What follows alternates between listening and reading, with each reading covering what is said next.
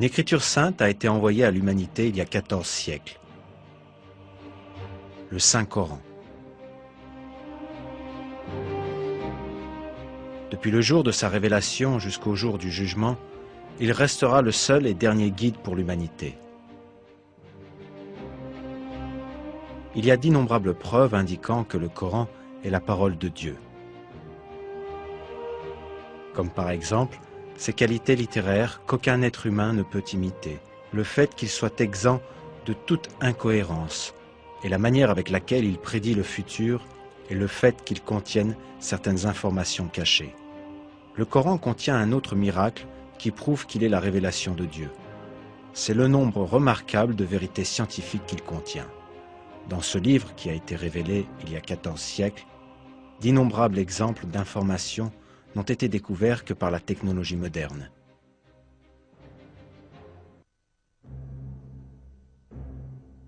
Les hommes de cette époque étaient dépourvus de science. Les conceptions de la nature de l'univers étaient basées sur la superstition et les mythes. Par exemple, les Arabes supposaient que la terre était plate et que les montagnes soutenaient le ciel.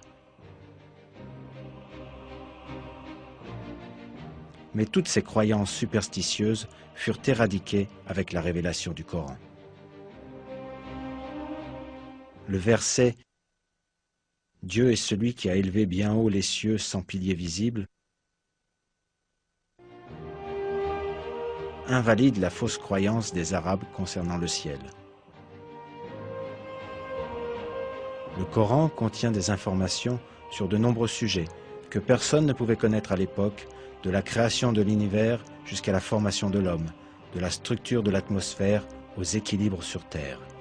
Des découvertes scientifiques récentes ont montré à quel point ces informations sont miraculeuses.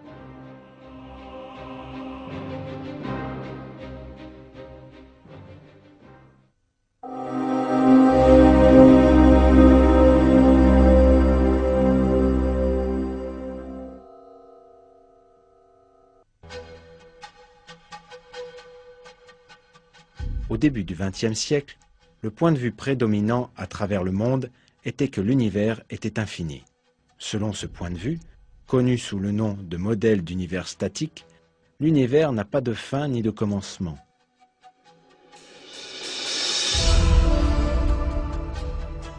Cette idée domina le monde scientifique pendant de nombreuses années, jusqu'à l'apparition d'une preuve validant une théorie qui ébranlerait cette croyance erronée.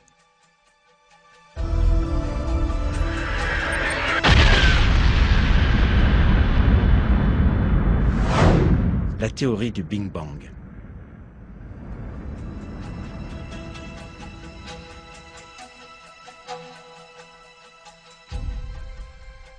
Cette explosion émana d'un seul point il y a quelques 15 milliards d'années, à partir du néant.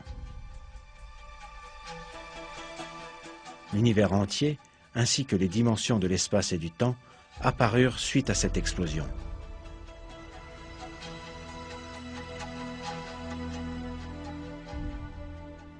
De nombreuses conclusions scientifiques soutiennent aujourd'hui la théorie du Big Bang.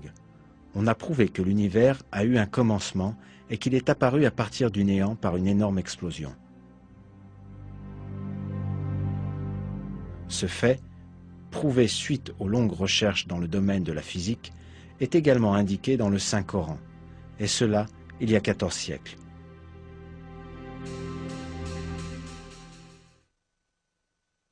Créateur de cieux et de la terre à partir du néant.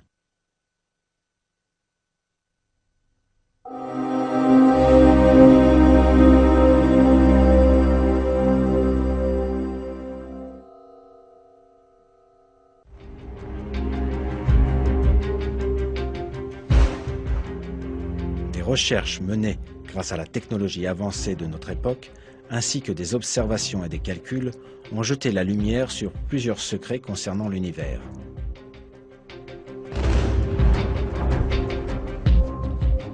Un de ces secrets est qu'il s'étend constamment. Cette idée d'expansion fut proposée pour la première fois au début du XXe siècle. Le physicien russe Alexander Friedman et le cosmologiste belge Georges Lemaître calculèrent théoriquement que l'univers est en mouvement permanent et qu'il s'étend.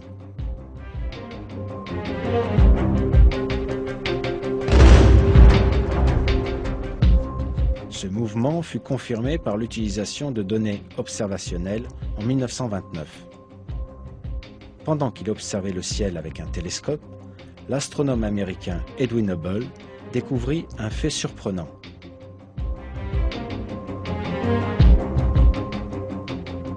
Les étoiles et les galaxies s'éloignaient constamment les unes des autres. Cette découverte est considérée comme une des plus importantes dans l'histoire de l'astronomie. Un univers où toutes les choses s'éloignent constamment les unes des autres implique un univers en expansion constante.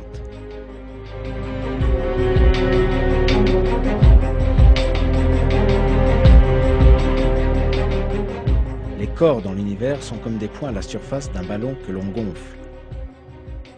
De la même manière que plus l'on gonfle le ballon et plus les points à sa surface s'éloignent les uns des autres, les corps célestes s'éloignent aussi les uns des autres au fur et à mesure que l'univers s'étend.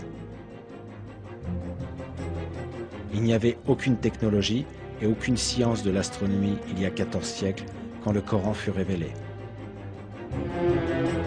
Personne ne connaissait ce fait.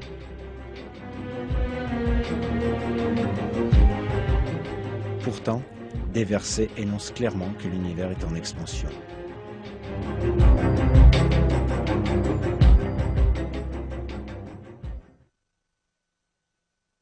Le ciel, nous l'avons construit par notre puissance et nous l'étendons constamment dans l'immensité.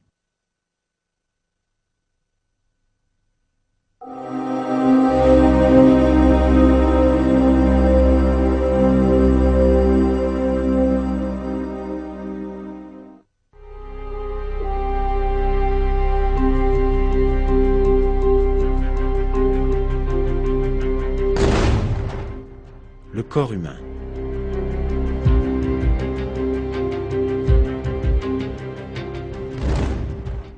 Une structure parfaite dont tous les détails n'ont pas encore été découverts.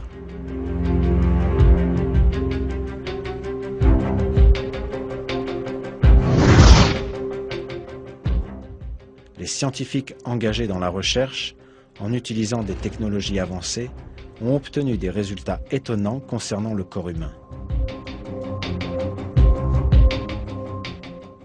Un de ces résultats concerne les tissus du corps. Les tissus vivants contiennent 26 éléments différents. 6 d'entre eux sont les plus communs. Le carbone, l'hydrogène, l'oxygène, l'azote, le phosphore et le soufre. Ces éléments fondamentaux représentent 95% du contenu de ces tissus. C'est une preuve scientifique importante de l'information révélée dans le Coran, la création de l'homme à partir d'argile.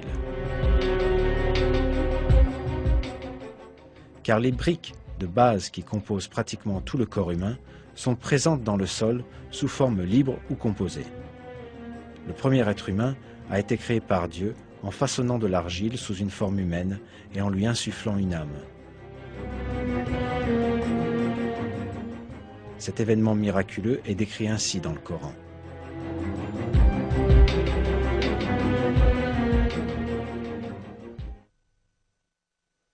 Quand ton Seigneur dit aux anges « Je vais créer d'argile un être humain », quand je l'aurai bien formé et lui aurai insufflé de mon esprit, jetez-vous devant lui prosternés.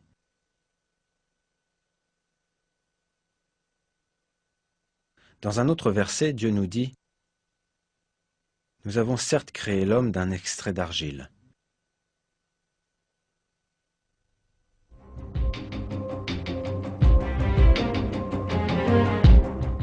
Le mot arabe « sulala », traduit par extrait dans le verset, signifie essence, exemple représentatif. L'information révélée dans le Coran il y a 1400 ans confirme ce que nous dit la science moderne, le fait que les mêmes éléments que l'on trouve dans le sol soient employés dans la création de l'homme.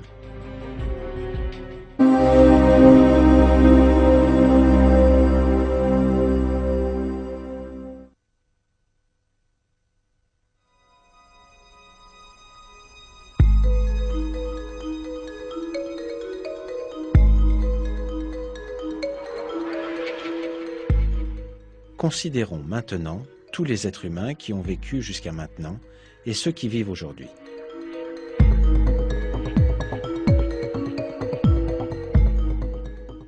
Chaque personne a ses propres empreintes digitales.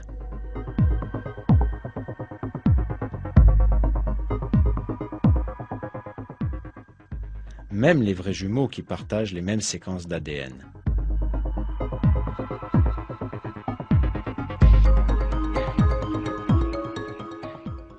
Car la formation des empreintes digitales est vraiment particulière.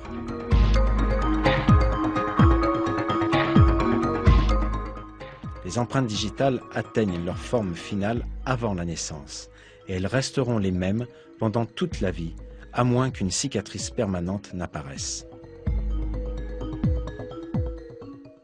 C'est pourquoi les empreintes digitales sont acceptées comme une preuve importante de l'identité, exclusive à leurs propriétaires. Les scientifiques n'ont découvert cette caractéristique importante qu'à la fin du XIXe siècle.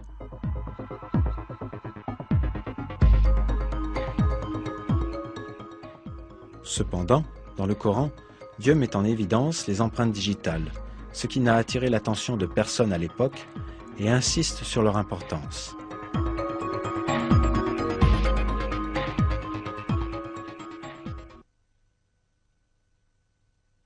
L'homme pense-t-il que nous ne réunirons jamais ses os? Mais si, nous sommes capables de remettre à leur place les extrémités de ses doigts.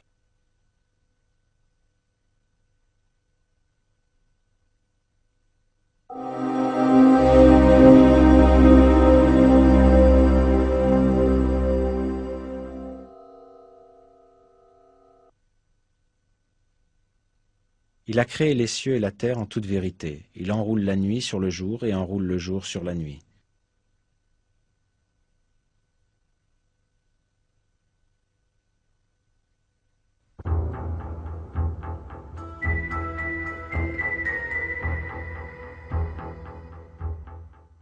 Le mot arabe qui est traduit par enrouler dans ce verset est yukavir.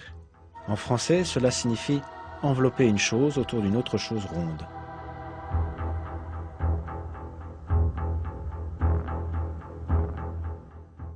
L'information donnée dans le verset concernant le jour et la nuit qui s'enroulent l'un sur l'autre inclut des données précises sur la forme du monde. Cela ne peut être vrai que si la Terre est ronde.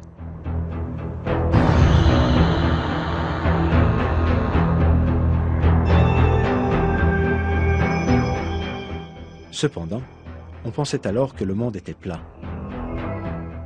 Personne ne savait que la Terre était ronde.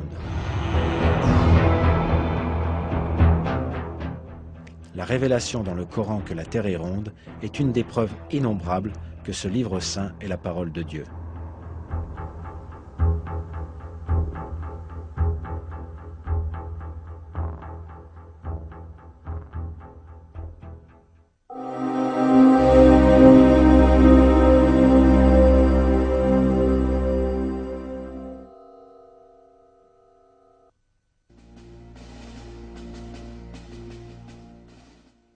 Un verset dans le Coran attire l'attention sur une caractéristique très importante des montagnes, la fonction de prévention des chocs dans la terre. Et nous avons placé des montagnes fermes dans la terre afin qu'elles ne s'ébranlent pas en les entraînant.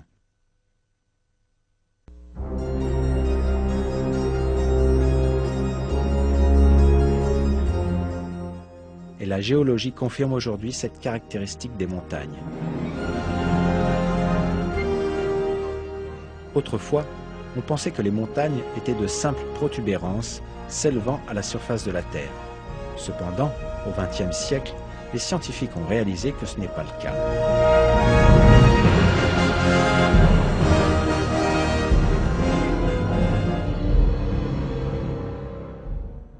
Les parties connues comme étant les racines des montagnes s'étendent aussi profondément que 10 à 15 fois leur propre hauteur.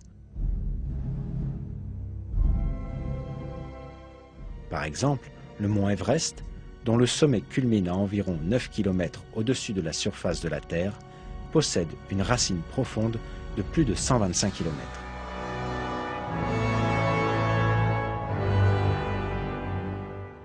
Les montagnes apparaissent suite au mouvement et aux collisions des plaques massives formant la croûte terrestre. Quand deux plaques entrent en collision, la plus solide glisse sous l'autre, celle du dessus se tord et forme des hauteurs et des montagnes.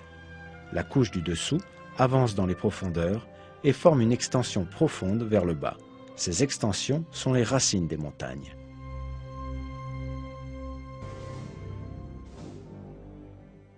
Grâce à leurs racines, les montagnes fixent la croûte terrestre. Par conséquent, elles empêchent tout glissement sur la couche de magma ou parmi les couches elles-mêmes, et elles empêchent également de grandes secousses terrestres.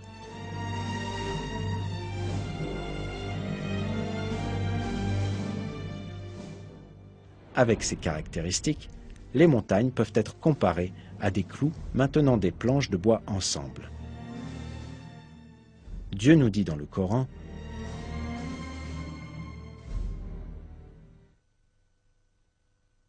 N'avons-nous pas fait de la terre une couche et placé les montagnes comme des piquets ?»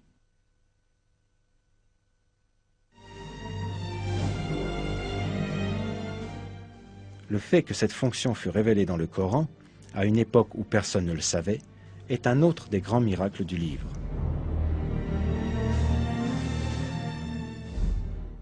S'il n'y avait pas l'effet fixant des montagnes, le sol ne tiendrait pas à la surface de la terre, l'eau ne s'accumulerait pas dans le sol, aucune plante ne pousserait.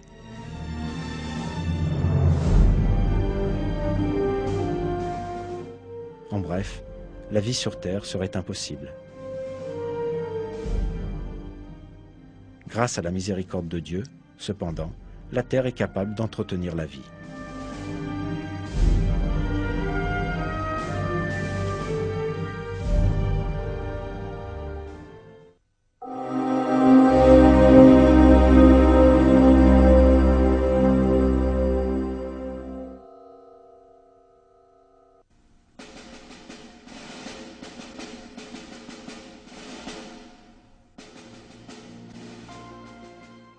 Le sperme voyage dans le corps de la mère jusqu'à ce qu'il atteigne l'ovule.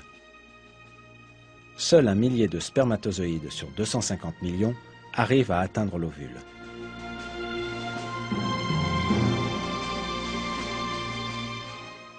À la fin de cette course de 5 minutes, l'ovule, de la moitié d'un grain de sel, ne laissera entrer qu'un seul des spermatozoïdes. Cependant, cette découverte qui a été effectuée à notre propre époque révèle quelque chose qui était auparavant inconnu, à savoir que la substance de l'homme ne provient du sperme en entier, mais que d'une petite partie. Cela est expliqué dans le Coran de la façon suivante.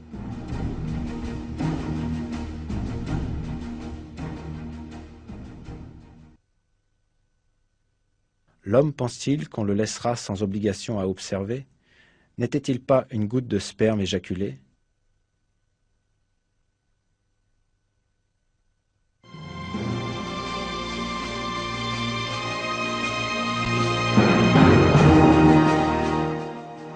Une étude attentive montre que le Coran nous informe que l'homme n'est pas constitué à partir du sperme en entier, mais que d'une toute petite part. C'est aussi ce que dit la science moderne.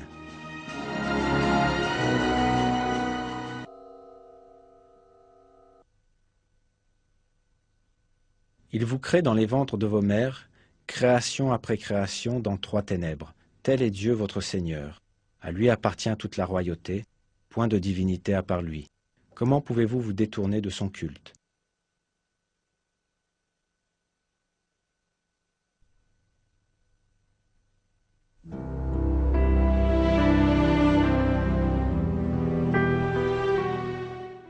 La biologie moderne a révélé que le développement embryonnaire du bébé se produit de la manière révélée par le verset.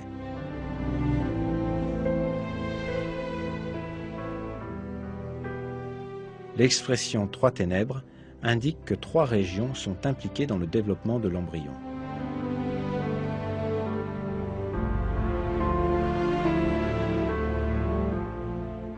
Il s'agit de la cavité de l'abdomen, de la cavité de l'utérus et de la cavité du placenta.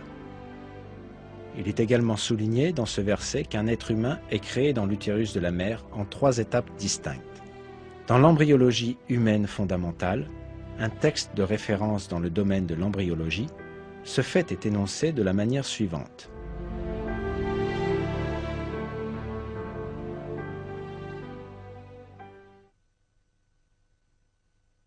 La vie dans l'utérus se déroule en 3 étapes. Pré-embryonnaire, les 2 premières semaines et demie. Embryonnaire, jusqu'à la fin de la 8e semaine. Et fétale, à partir de la 8e semaine jusqu'à l'accouchement.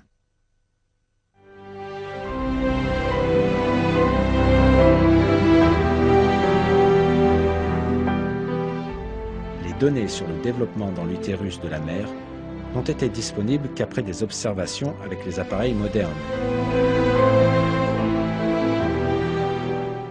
Pourtant, comme bien d'autres faits scientifiques, de façon miraculeuse, Dieu attire notre attention sur ces éléments dans les versets du Coran. Le fait que des données aussi détaillées et précises aient été données dans le Coran à une époque où les gens n'avaient que très peu d'informations sur les sujets médicaux est une preuve claire que le Coran est la parole de Dieu.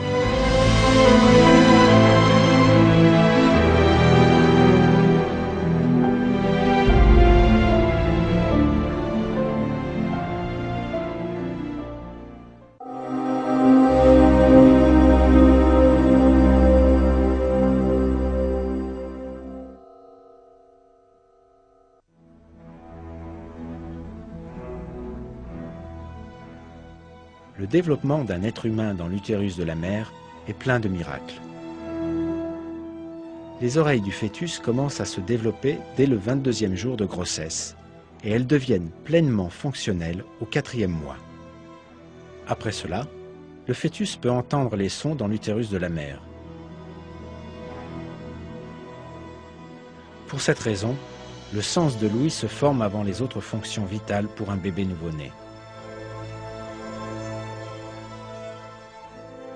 L'ordre indiqué dans le Coran est frappant de ce point de vue.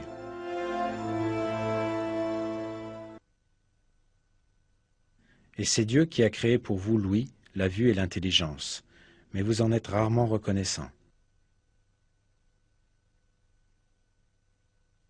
Dieu vous a fait naître du ventre de vos mères, dénué de tout savoir, et vous a donné l'ouïe, la vue et l'intelligence. Peut-être lui en serez-vous reconnaissant.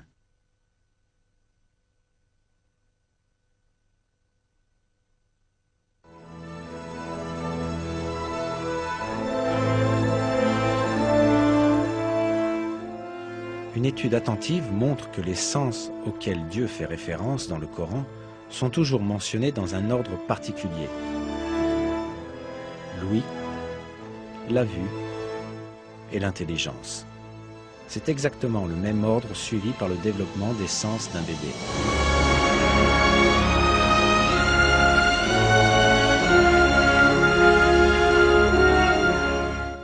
En bref, une des découvertes de la science moderne, l'ordre du développement des organes humains est énoncé clairement dans le Coran.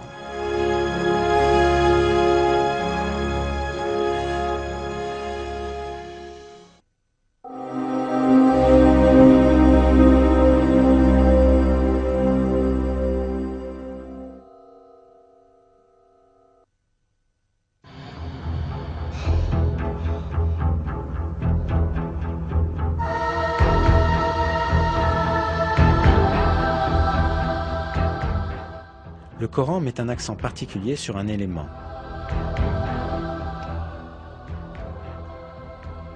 Le fer. Dans la sourate Al-Hadid, signifiant le fer, on apprend ce qui suit.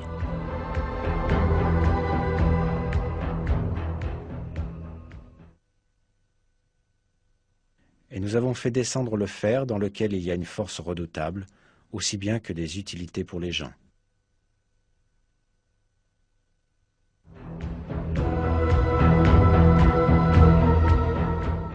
On peut penser que le mot « azalna », traduit par « nous avons fait descendre » et utilisé pour le fer dans le verset, puisse avoir un sens métaphorique pour expliquer que le fer a été accordé pour le bénéfice des hommes. Mais quand on prend en considération la signification littérale du mot, on réalise que ce verset implique un miracle scientifique très significatif. Cette signification est faire descendre physiquement du ciel, comme dans le cas de la pluie et des rayons du soleil. Les découvertes astronomiques modernes ont révélé que le fer que l'on trouve dans notre monde est venu d'étoiles géantes dans l'espace. Le fer sur Terre, mais aussi le fer dans le système solaire en entier, viennent de l'espace, puisque la température du Soleil est inadéquate pour la formation du fer. Le fer ne peut être produit que dans des étoiles plus grosses que le Soleil, où la température atteint quelques centaines de millions de degrés.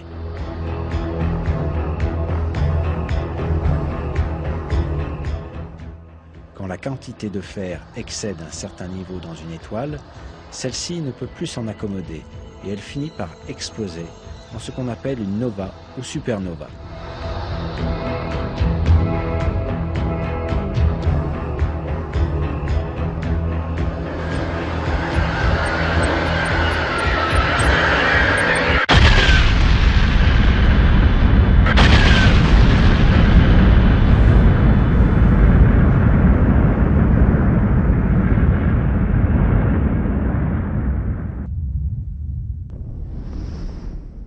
Ces explosions permettent la dispersion du fer dans l'espace. Tout le fer présent sur Terre provient de l'espace lointain grâce à ce mécanisme.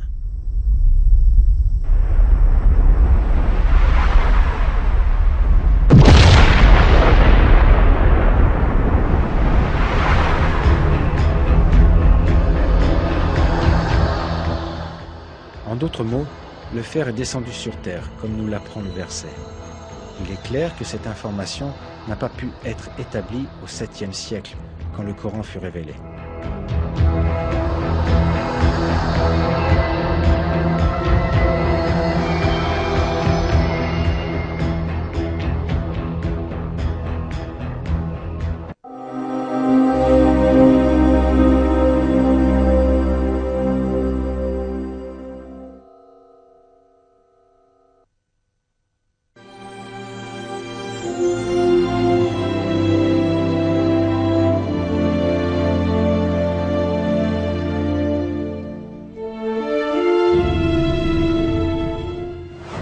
Il existe plus de 100 milliards de galaxies dans l'univers visible et chaque petite galaxie contient approximativement 1 milliard d'étoiles.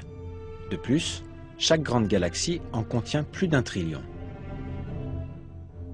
Beaucoup de ces étoiles possèdent des planètes et un grand nombre de ces planètes possèdent des satellites. Tous ces corps célestes suivent des chemins et des orbites très finement calculés depuis des millions d'années.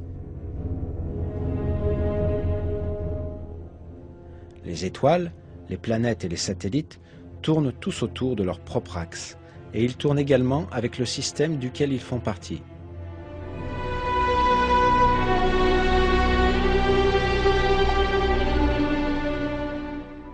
L'univers fonctionne suivant un ordre, tout comme les rouages d'une machine.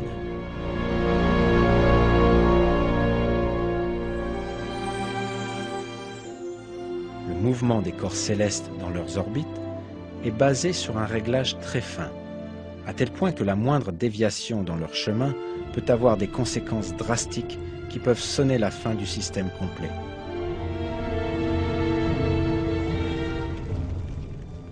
Par exemple, les conséquences d'une déviation de la course de la Terre de simplement 3 mm ont été décrites ainsi.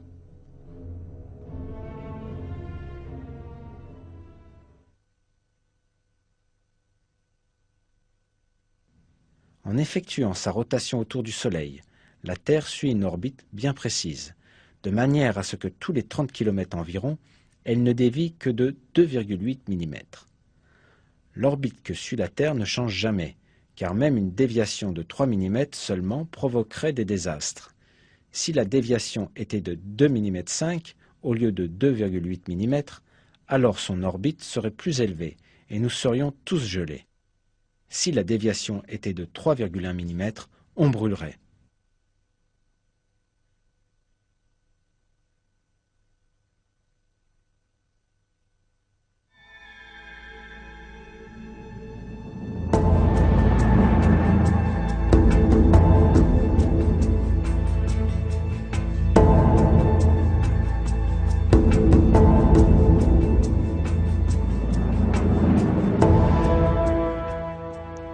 Ces faits n'ont été découverts que grâce à des recherches en astronomie au XXe siècle.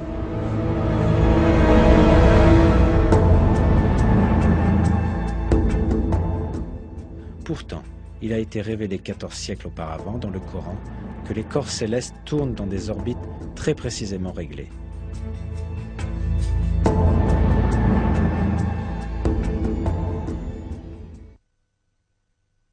Par le ciel aux voies parfaitement tracées.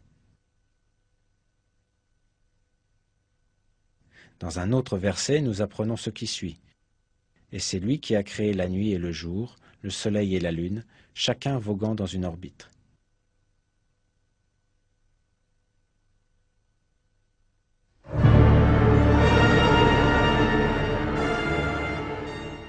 Selon les calculs des astronomes, le Soleil se déplace le long d'un chemin appelé l'apex solaire, dans le chemin de l'étoile Véga, de la même manière qui est révélée dans le Coran.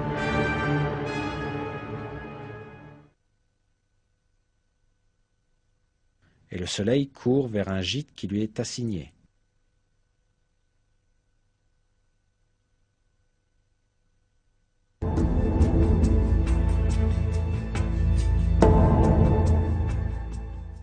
À l'époque de la révélation du Coran, l'humanité ne possédait aucun télescope pour scruter l'espace lointain, à des millions de kilomètres de distance, ni des technologies d'observation ou la science moderne de la physique et de l'astronomie.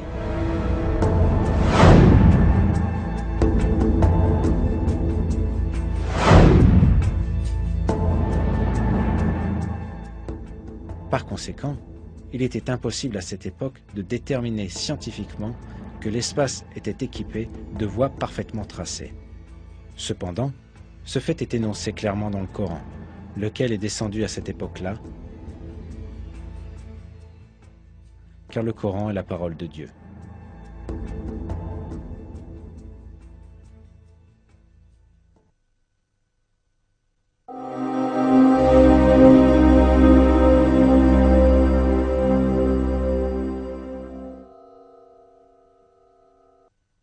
Par le ciel doté de retour.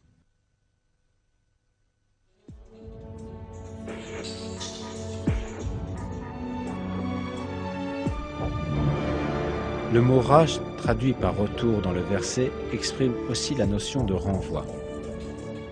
Cela montre un fait scientifique important. L'atmosphère entourant la Terre est composée de plusieurs couches. Chaque couche sert à un but important pour le bénéfice de la vie sur Terre. Elles ont la fonction de repousser dans l'espace les matériaux ou les rayons auxquels elles sont exposées, ou de les laisser passer vers la Terre.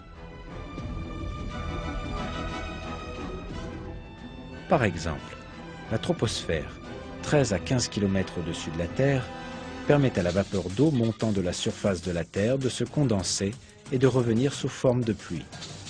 La couche d'ozone, la couche la plus basse de la stratosphère, à une altitude de 25 km, réfléchit les radiations nuisibles et la lumière ultraviolette venant de l'espace et les renvoie dans l'espace.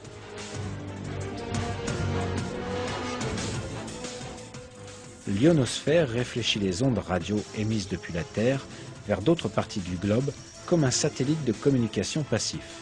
Ainsi, elle rend possible les communications sans fil, les émissions de radio et de télévision sur de longues distances.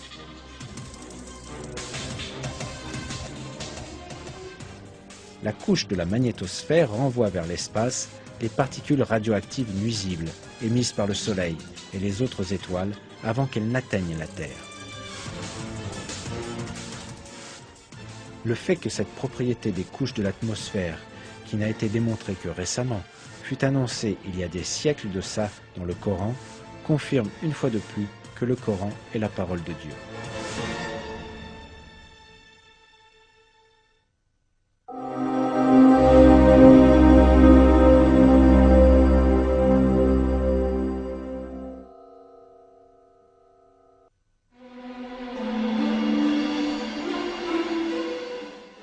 Les nuages peuvent donner l'impression, à première vue, que ce sont simplement de grands corps de vapeur flottant dans l'air, mais leur poids peut atteindre des chiffres très étonnants.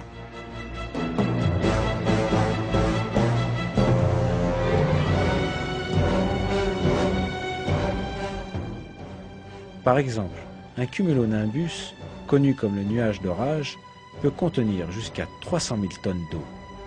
Le fait qu'une masse de 300 000 tonnes d'eau puisse rester en l'air est proprement stupéfiant. L'attention est portée sur le poids des nuages dans le Coran.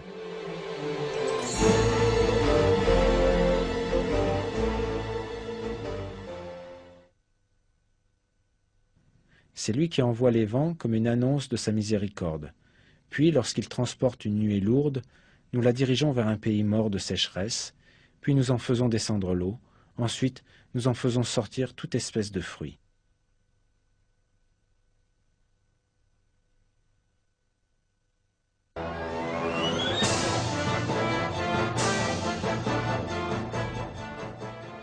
À l'époque où le Coran fut révélé, il était bien sûr impossible d'avoir la moindre information sur le poids des nuages.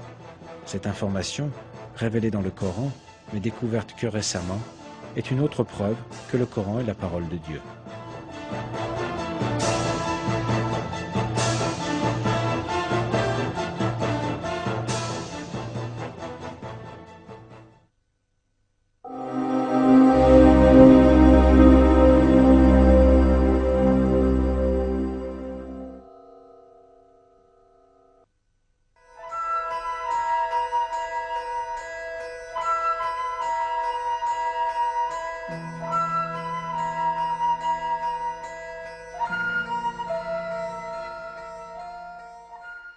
Dans les colonies d'abeilles où chaque abeille est affectée à une tâche spécifique, la seule exception concerne l'abeille mâle. Les mâles ne contribuent pas au nettoyage de la ruche, à la collecte de nourriture ou à la fabrication des rayons et du miel. La seule fonction des abeilles mâles dans la ruche est d'inséminer la reine. Les mâles ne possèdent pratiquement aucune des caractéristiques que possèdent les autres abeilles. Les abeilles ouvrières ont la responsabilité de toute la colonie. Elles ont plusieurs tâches: nettoyer la ruche, s'occuper des larves et des jeunes, nourrir les autres abeilles, rassembler des provisions comme le nectar, le pollen, l'eau et la résine, et les stocker dans la ruche. Bien que ce soient des femelles comme la reine, leurs ovaires ne sont pas matures. Cela les rend stériles. Les caractéristiques de ces créatures sont décrites dans la sourate An-Nahl du Coran, qui signifie l'abeille.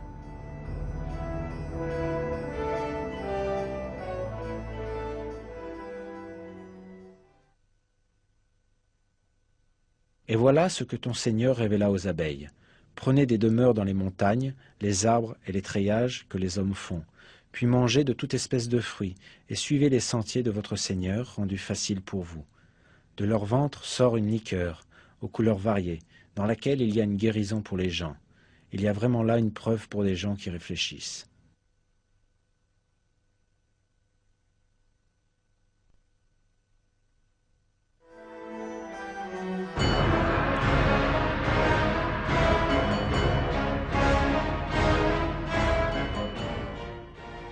Ce verset contient un secret important qui ne peut être compris que grâce à la grammaire arabe. En arabe, il existe deux usages différents pour les verbes. En fonction de l'usage, il est possible de déterminer si le sujet est une femelle ou un mâle. En fait, les verbes utilisés pour les abeilles dans le verset sont utilisés avec le format des verbes au féminin.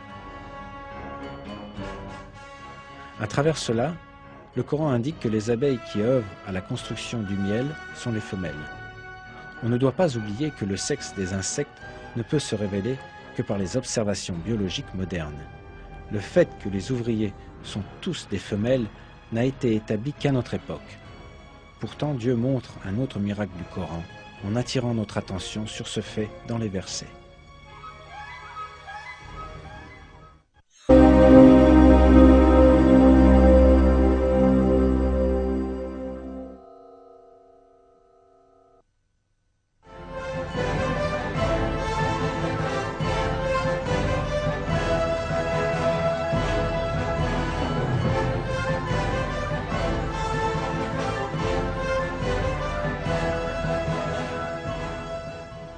Aujourd'hui, la relativité du temps est un fait scientifique prouvé. Cela a été révélé par la théorie de la relativité d'Einstein au début du XXe siècle. Jusqu'alors, on ne savait pas que le temps était relatif, ni qu'il pouvait changer selon les circonstances.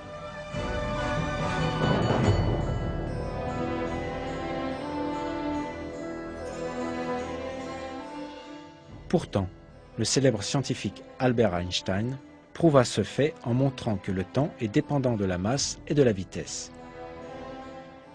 Pourtant, le Coran, révélé 14 siècles avant Einstein, possédait déjà l'information que le temps est relatif.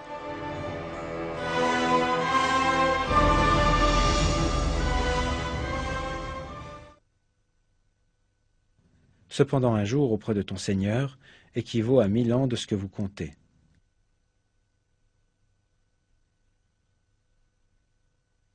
Du ciel à la terre, il administre l'affaire, laquelle ensuite monte vers lui en un jour équivalent à 1000 ans de votre calcul.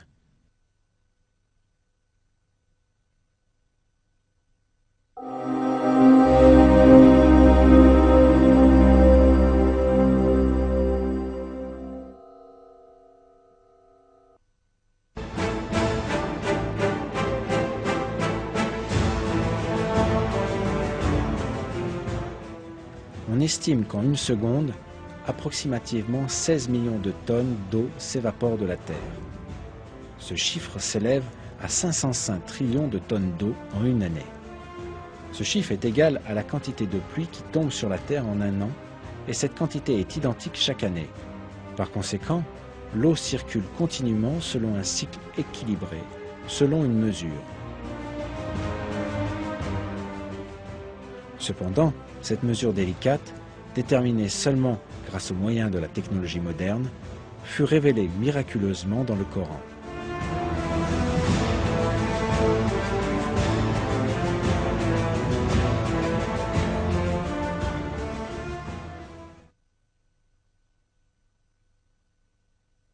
Celui qui a fait descendre l'eau du ciel avec mesure et avec laquelle nous ranimons une cité morte, aride, ainsi vous serez ressuscités.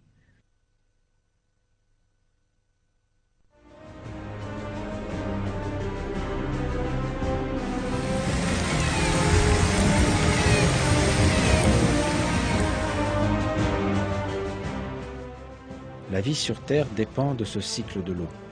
Même une déviation mineure dans cet équilibre aboutira rapidement à un déséquilibre écologique qui rendra la Terre impropre pour la vie.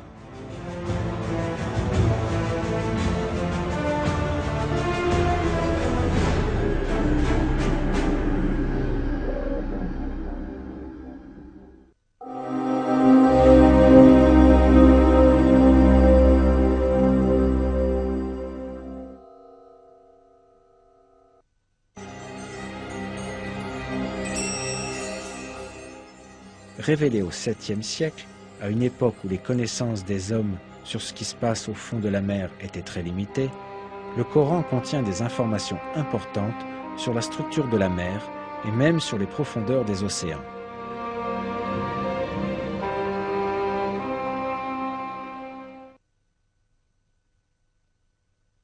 Il a donné libre cours aux deux mers pour se rencontrer.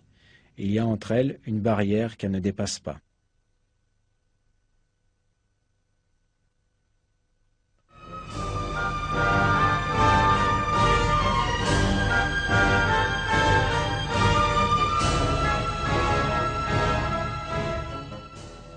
Cette propriété des mers, c'est-à-dire qu'elles se rencontrent et pourtant ne se mélangent pas, n'a été découverte que très récemment par les océanographes. À cause de la force physique appelée tension de surface, les eaux de mer voisines ne se mélangent pas.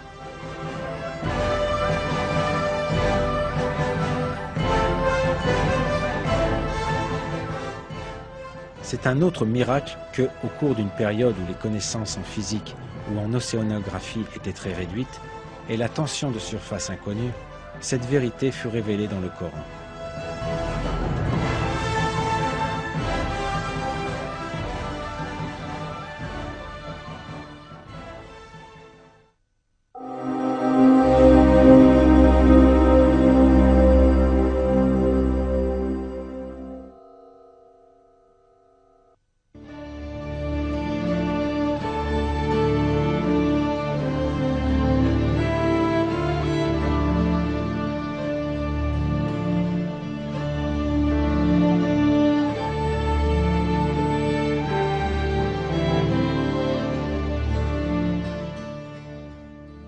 Le Coran est la parole de Dieu Tout-Puissant qui a créé toutes les choses à partir du néant et qui enveloppe tous les êtres avec son savoir.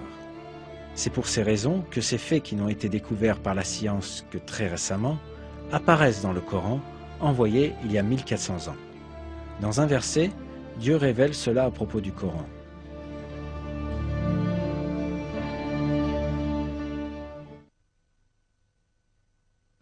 Ne méditent-ils donc pas sur le Coran? S'il provenait d'un autre que Dieu, ils y trouveraient certes maintes contradictions.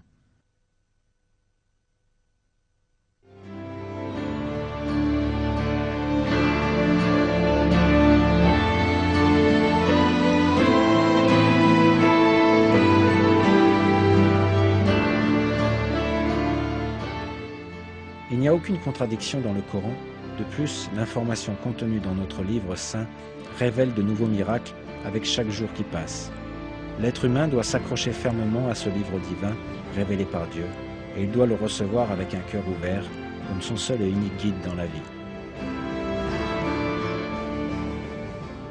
Dans le Coran, Dieu nous dit la chose suivante.